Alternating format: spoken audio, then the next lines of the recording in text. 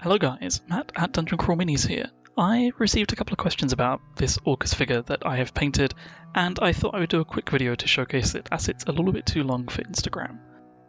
Well, where should I start?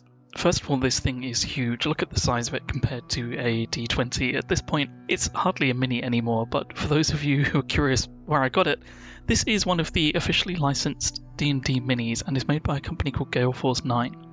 If you don't know them, they have the license to make limited edition miniatures for Dungeons & Dragons, so that means the mini you get is going to match the art from the books and other materials that are out there, and in my experience they are pretty good quality. They've never really let me down.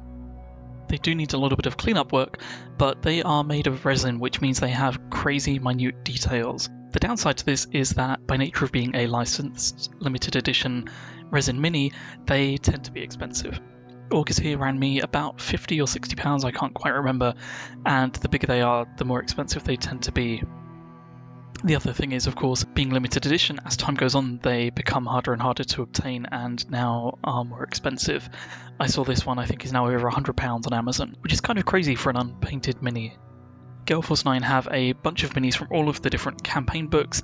They go back to, I think, Princess of the Apocalypse, Curse of Strahd, they have Storm King's Thunder, and they have this one which is from the Rage of Demons Adventurers League line, or the Out of the Abyss campaign book, which is what I picked it up and painted it for.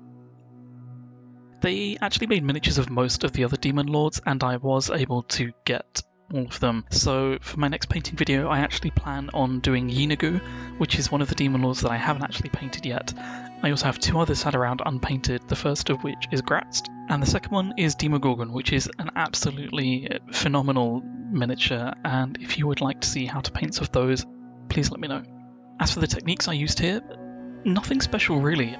Given the size of this guy, I decided to go to the airbrush to prime it and apply the base coats, so that was things like the Skull Throne in Bone White, the flesh in, I think it was Terracotta Red by Vallejo, and then it was simply just going in with a brush and picking out those details, so highlights, dry brush, washes, nothing special really. Total paint time on this guy I think was somewhere around 40 hours.